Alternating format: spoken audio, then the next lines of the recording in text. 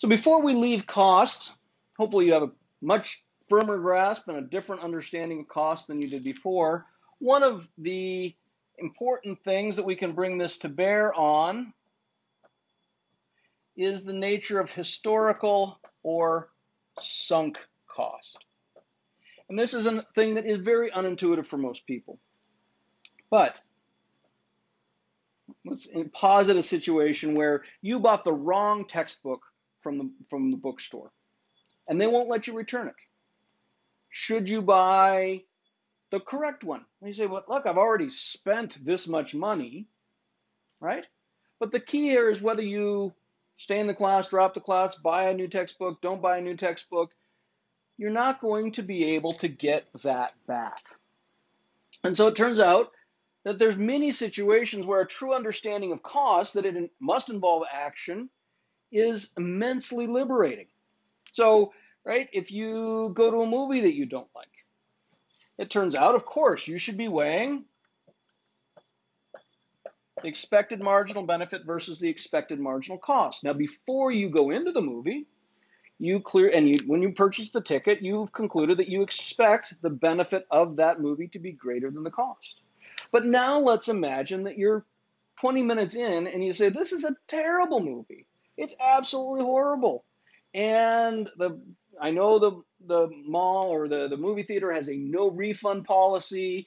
And right, so when you started out, you said the benefit was the value of the movie, and over here it was the dollars. Well, once you've purchased the ticket, the relevant decision is the value of one more minute in the movie theater versus not the money. The money's not there anymore.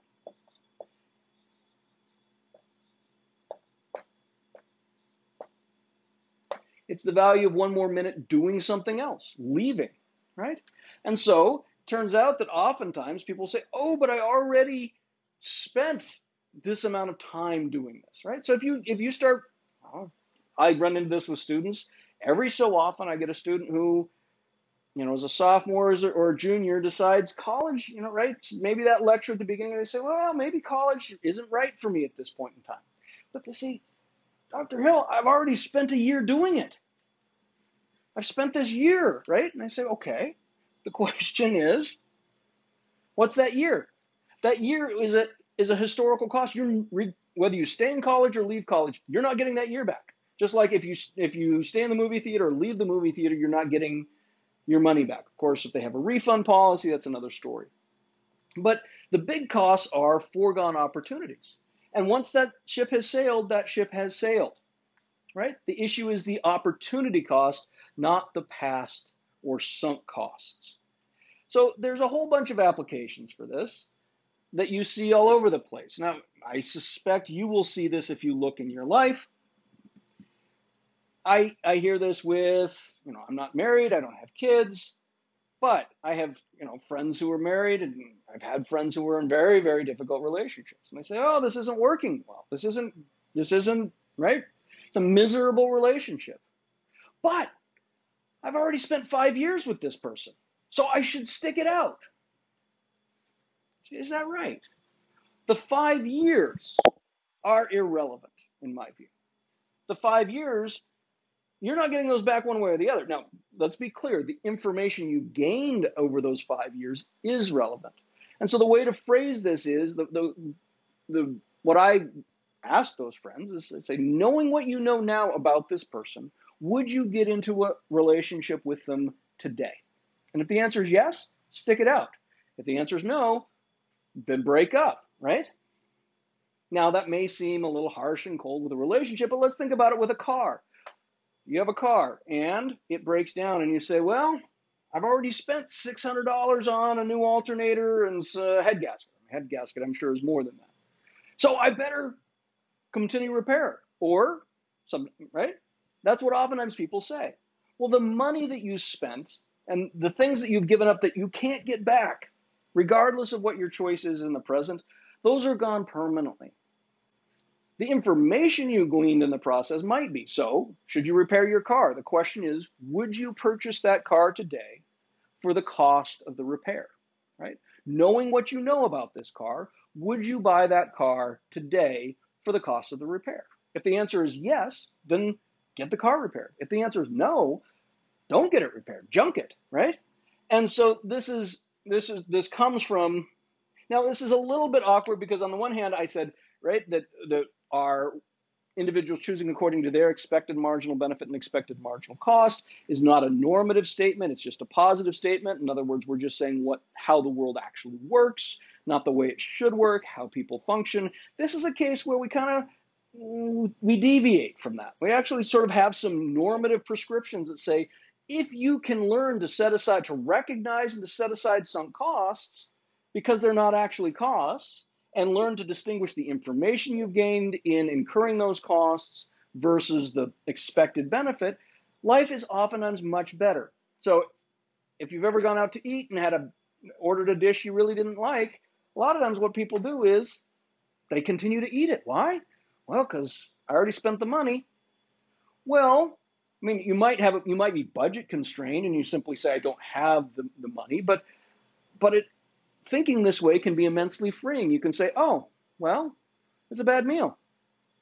And whether I eat the meal or don't eat the meal, I'm not getting my money back.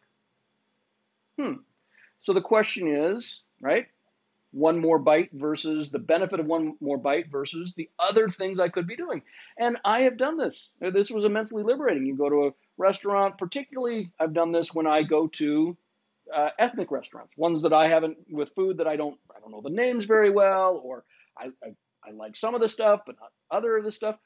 Just order 2 or 3 dishes, which is a little different than what I'm saying. But what I have done is you try something and you go, not really what I like, but you're not worried about the quality of the restaurant. Go ahead, order another meal, right? Or, yeah.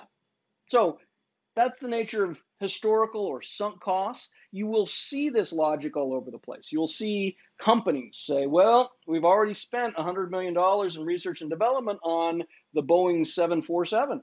We've got to sink more money into it. You go, well, no, that doesn't make any sense. Whether you put the money in or not, you're not getting that old money back. Now, you might decide not to continue. You might decide to continue. The key is the money that you've already spent is a sunk cost. You're not getting that money back. The question would be, knowing what you know now, would you start this project today for the cost or the expense, or what you expect to incur in the future, right? Our expected cost. Another way to think about sunk cost is, right, we choose according to our expected marginal benefit and expected marginal cost, and the stuff in the past isn't in the future. I mean, that's sort of self-evident.